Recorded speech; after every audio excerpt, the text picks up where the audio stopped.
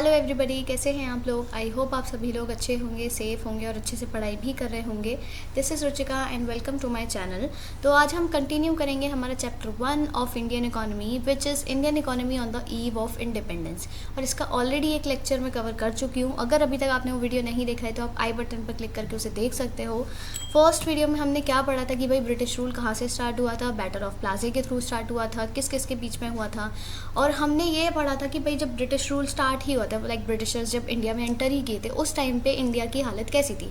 वही हम लोग बहुत रिच थे, एग्रेरियन इकोनॉमी थी, हैंडीक्राफ्ट इंडस्ट्रीज़ थी और एग्रीकल्चर में लोग बहुत ज़्यादा इन्वॉल्व थे, अच्छा खासा कमा रहे थे, फूड ग्रेस खुद ही कमाते थे, खुद ही खाते थे, उन्हें कहीं से इम्पोर्ट करने की ज़रूरत नहीं पड़ती थी।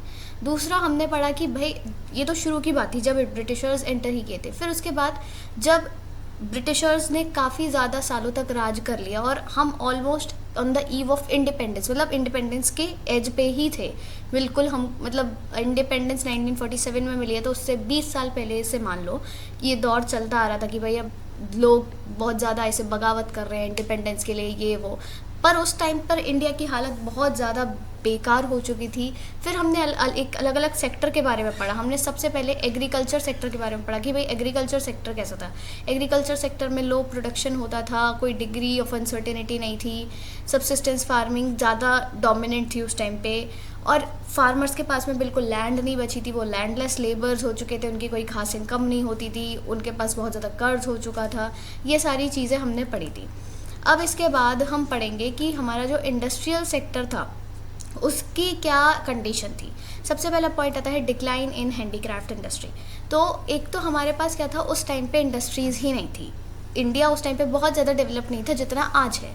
तो उस टाइम पे बहुत ही कम इंडस्ट्रीज़ होती थी, स्मॉल स्केल इंडस्ट्रीज़ कुछ थी जैसे कि हैंडीक्राफ्ट की।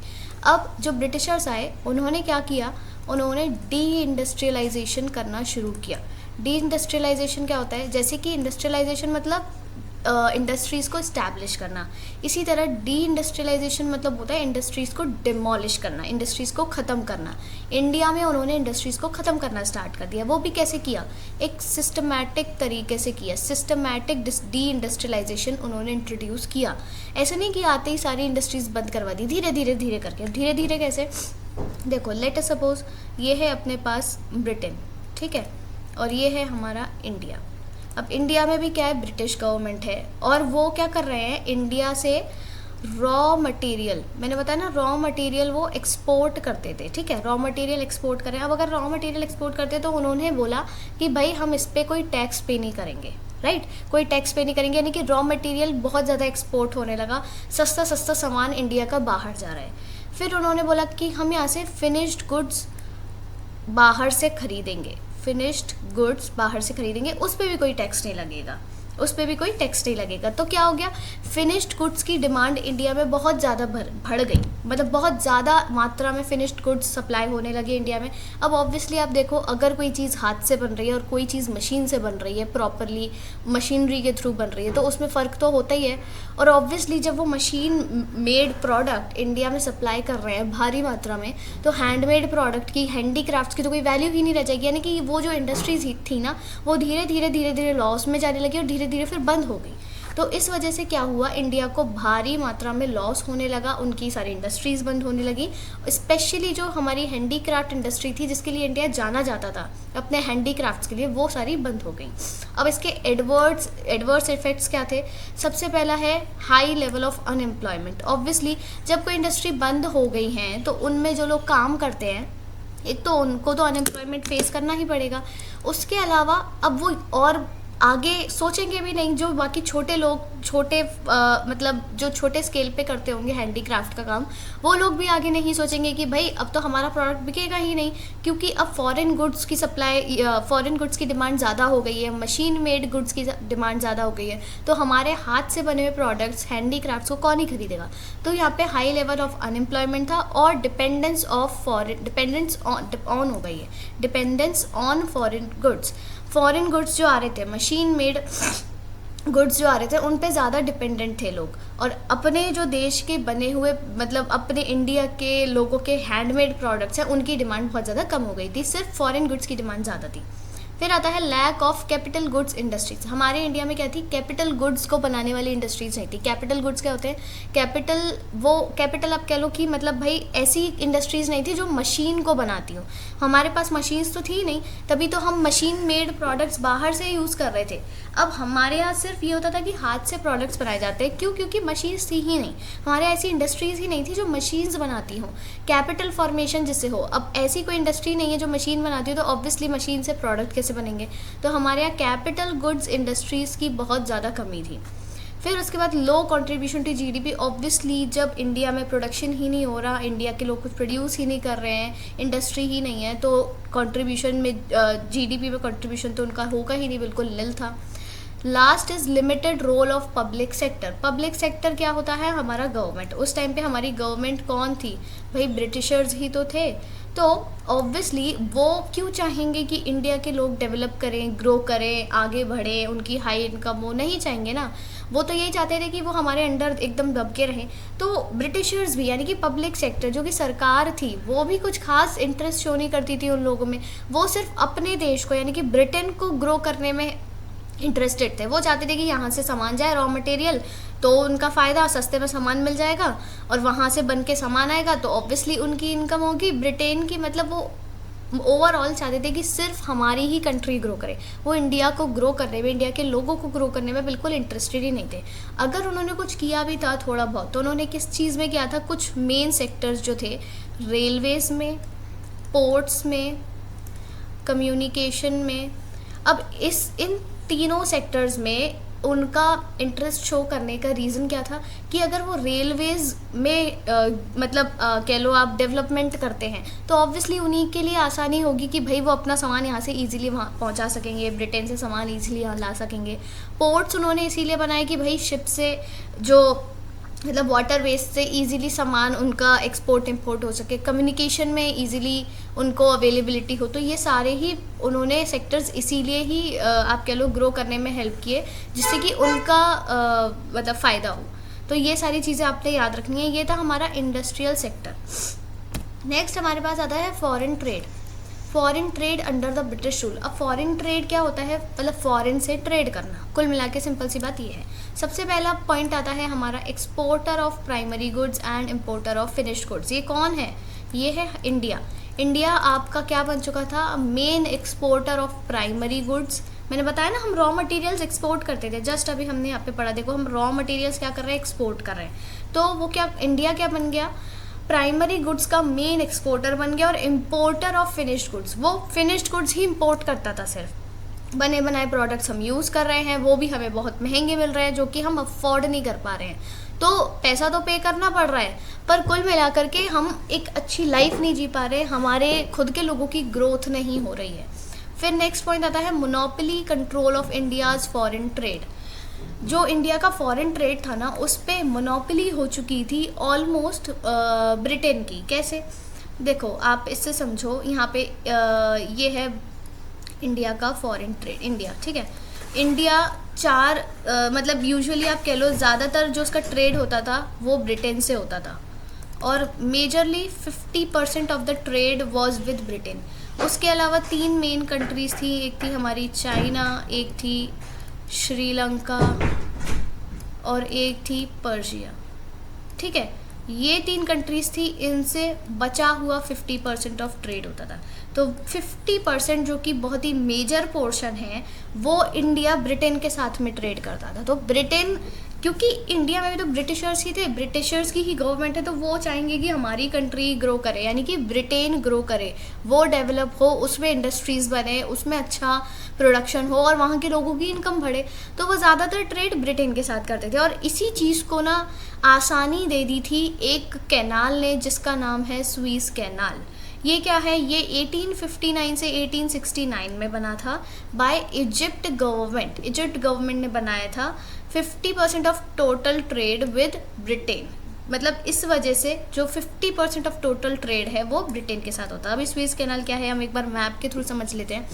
ये है देखो लंदन, ठीक है, यानी कि ब्रिटेन, और ये है अपना अफ्रीका, ये है आपका एशिया, और ये है हमारा इंडिया इधर, ठीक है, मुंबई आपको दिख रहा होगा।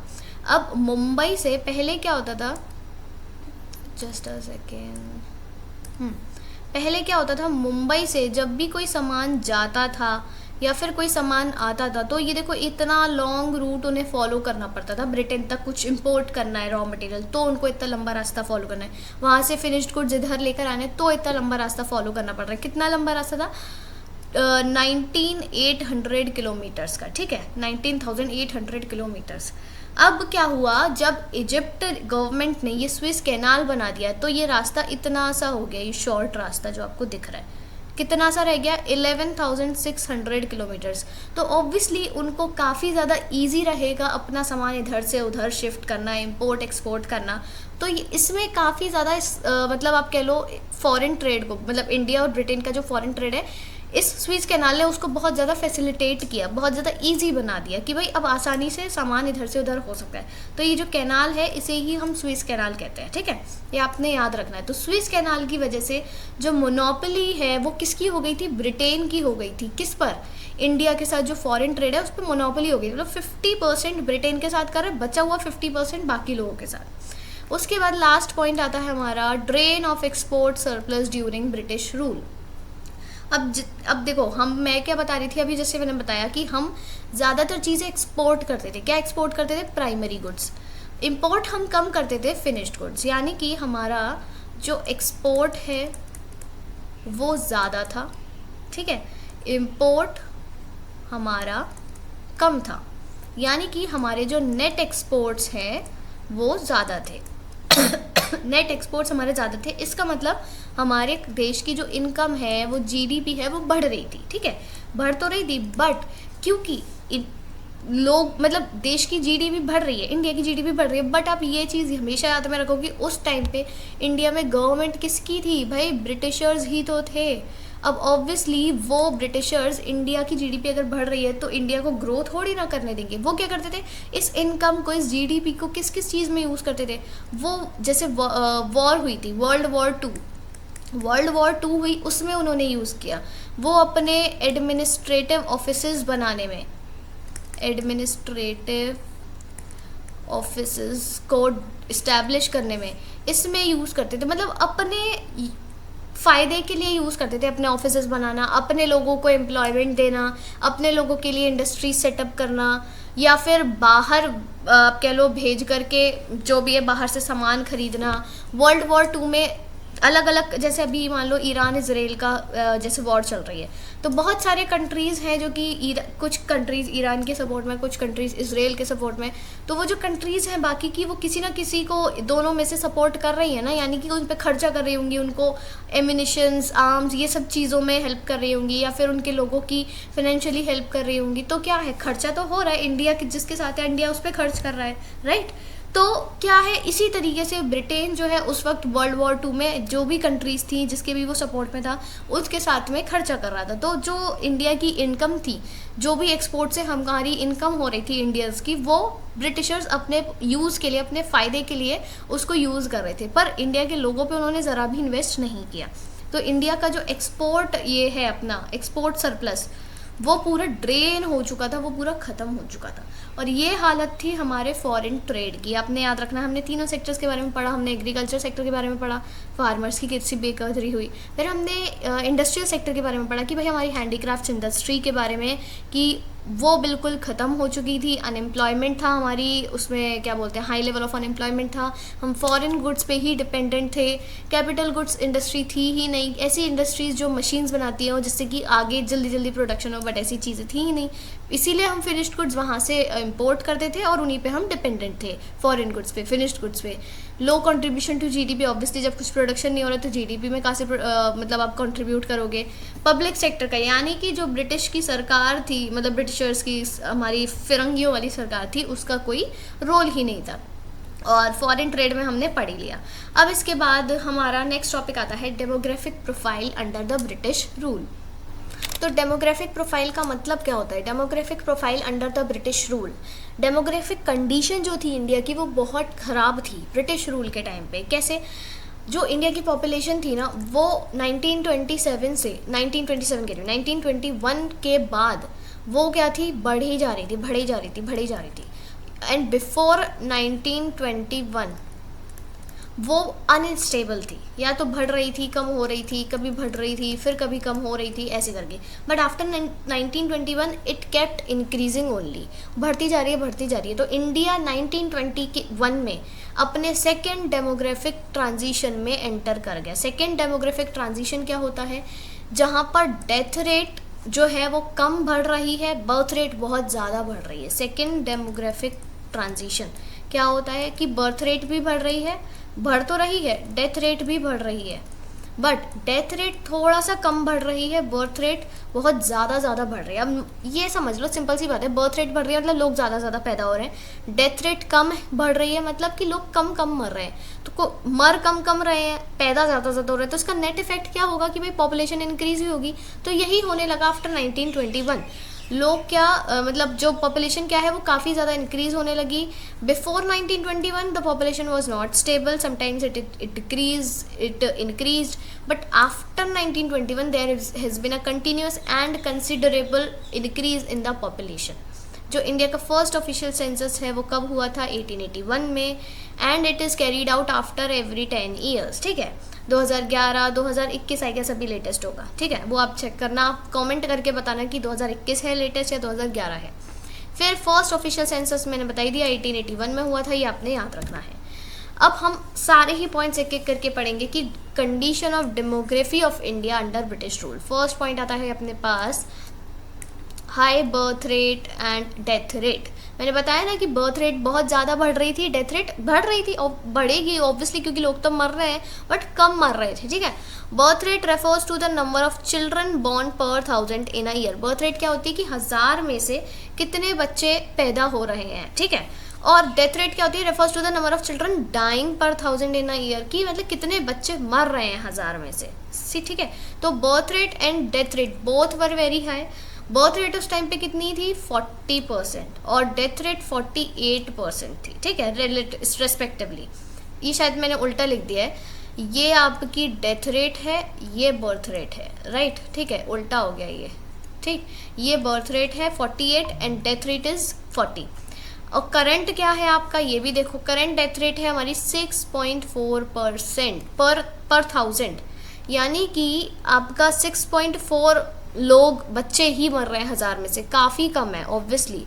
और करंट बर्थ रेट क्या है? 18.4 पर 1000, और ये डेटा है एज पर 2023, लेटेस्ट ही ऑलमोस्ट.